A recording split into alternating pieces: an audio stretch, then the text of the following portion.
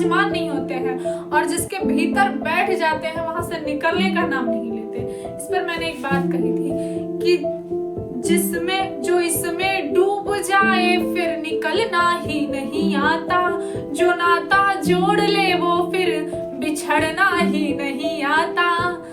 नशा इतना है इसमें पी के तुम दुनिया भुला दोगे। प्रभु की भक्ति में इतना आनंद है। नशा इतना है इसमें पी के तुम दुनिया भुला दोगे। चढ़ेगी देर से लेकिन उतरना ही नहीं आता। प्रभु की भक्ति का रंग चढ़ता भले देरी से है, लेकिन एक बार जिस पर चढ़ गया उस पर कोई रंग नहीं चढ़ता। जिस पर श्याम रंग चढ़ जाता है उस पर किसी भी रंग का असर हो ही नहीं सकता। नमस्कार, मैं हूँ शांतवना और आप देख रहे हैं कृष्ण काव्य चेतना।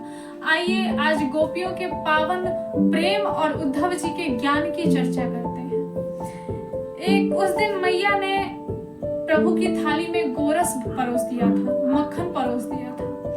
प्रभु माखन देखते ही फूट फूट कर रोने लगे, खड़े हो गए और कहे, मैया आज से मेरी थाली में गोरस से बनी हुई कोई वस्तु मत रखिएगा। मैया ने कहा, तुझे तो माखन बड़ा प्रिय है, क्यों न रखूं? प्रभु ने कहा, देखो मैया, माखन देखते ही, गोरस से बनी हुई वस्तु को देखते ही मुझे गोकुल की याद आ जाती है, मुझे मैया यशोदा की याद आ जाती है, मुझे उनका प्रेम याद आ जाता है। भगवान इतना कहकर जाकर रोने लगे फूट फूट कर। उद्धव जी उनके पास आते हैं। उद्धव जी भगवान को समझाने लगे। इस पर प्रभु ने कहा कि एक काम करो उद्धव, तुमने कभी किसी से प्रेम किया है? उद्धव जी ने कहा, ना प्रभु, मैंने तो कभी किसी से प्रेम नहीं किया। तो प्रभु ने कहा, इसलिए तुम प्रेम से अनभिज्ञ हो। खैर, अब तुम इतनी ज्ञान की बातें कर रहे हो तो एक काम करो, जाओ ये सारा जो ज्ञान है ना, ये ब्रजवासियों को दे दो कि वो मेरे मोह से मुक्त हो जाए, उन्हें उनकी पीड़ा को आराम मिले। उद्धव जी ने कहा, ठीक है प्रभु, मैं जाता हूँ। उद्धव जी वहां से वृंदावन की ओर चल पड़े, परंतु वृंदावन का कण कण उन्हें कृष्ण प्रेम का पाठ पढ़ाने लगा, उन्हें कृष्ण प्रेम में भिगोने लगा। वृंदावन आए, मैया यशोदा से मिले, नंद बाबा से मिले। सबका हाल देख देख कर धीरे धीरे उद्धव जी का ज्ञान शिथिल पड़ने लगा, उन पर भी प्रेम का रंग चढ़ने लगा। फिर भी उद्धव जी ना माने, उन्होंने गोपियों को ज्ञान देना प्रारंभ किया। परंतु उद्धव जी को देखते ही गोपियों ने प्रश्नों की लड़ी लगा दी। क्या क्या वो प्रश्न पूछती हैं उद्धव जी से, आइए उसे मैंने एक गीत में ढाला है, सुनते हैं। आशा है कि आप मेरे इस गीत को अपना भरपूर स्नेह देंगे, प्रेम देंगे। जय श्री कृष्ण, जय श्री राधे। आइए प्रारंभ करते हैं। गोपियां उनसे पूछती हैं, तुम्हें भेजा है, स्वयं नहीं आया क्या? उसे हमारी याद नहीं आती? यदि आती तो वो अवश्य आता हमसे मिलने। ऐसा अपराध क्या कर दिया था हमने कि वो हमें छोड़कर चला गया, वापस मिलने तक नहीं आता, कभी हमारी सुध तक नहीं लेता। उससे जाकर कहना, तुम उसके मित्र हो ना, सखा हो ना तुम कृष्ण के, उससे जाकर कहना कि तो हम उसके बिना हम वैसे ही जीती हैं जैसे जल के बिना मछली तड़पती रहती है। उसके बिना हमारे जीवन का अब कोई अर्थ नहीं बचा है। तुम तो कन्हैया के सखा हो ना, मेरा संदेश उसे जाकर अवश्य देना। अब देखो ना, माखन पड़ा रहता है, कोई चुराता ही नहीं, छुप छुप के हमें कोई सताता ही नहीं। इन सभी बातों को, गोपियों के प्रश्नों को मैंने एक गीत में ढाला है। केवल यमुना के धारा की दूरी है, कहो कन्हैया ये कैसी मजबूरी है। केवल यमुना के धारा की दूरी है, कहो कन्हैया ये कैसी मजबूरी है।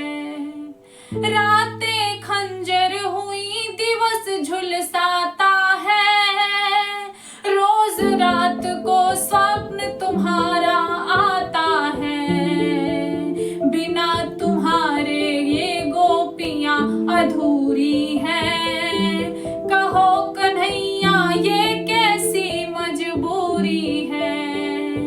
और जो गैया है ना तुम्हारी, वो अब दाना पानी तक नहीं खाती, कृष्ण कृष्ण कहती रहती है। गैया तेरी कृष्ण कृष्ण रंभाती है, दाना पानी छोड़ नैन बहाती है। गैया तेरी कृष्ण कृष्ण रंभाती है, छोड़ के दाना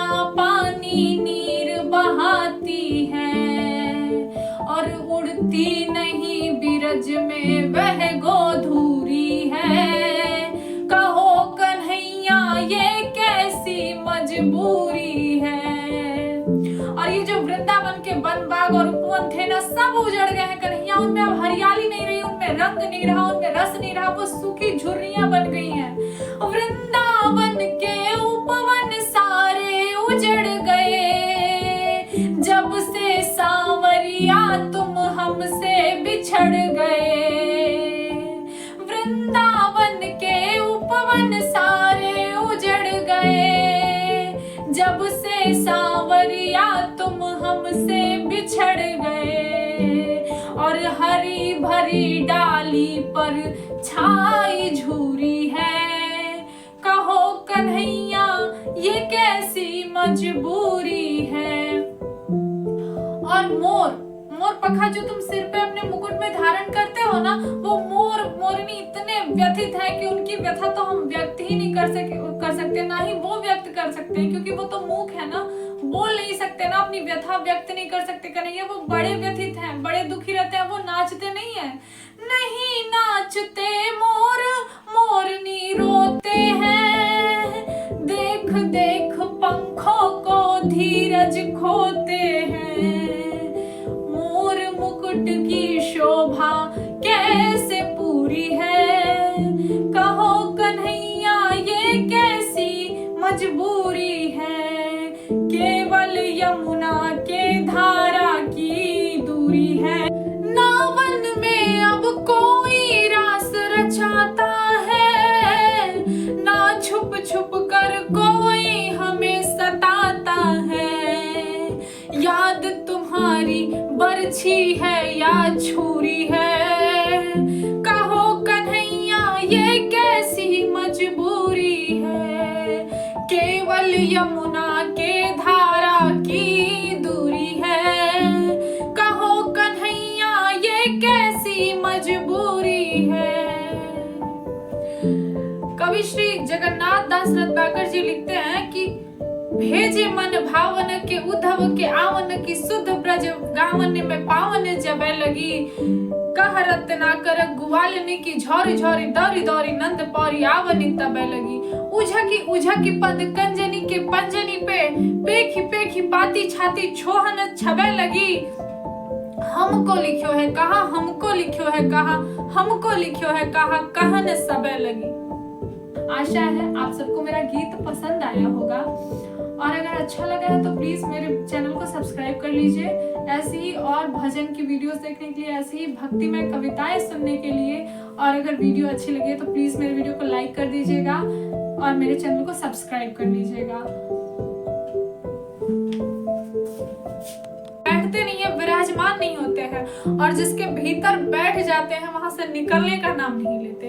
इस पर मैंने एक बात कही थी कि जिसमें जो इसमें डूब जाए फिर निकलना ही नहीं आता, जो नाता जोड़ ले वो फिर बिछड़ना ही नहीं आता। नशा इतना है इसमें पी के तुम दुनिया भुला दोगे, प्रभु की भक्ति में इतना आनंद है।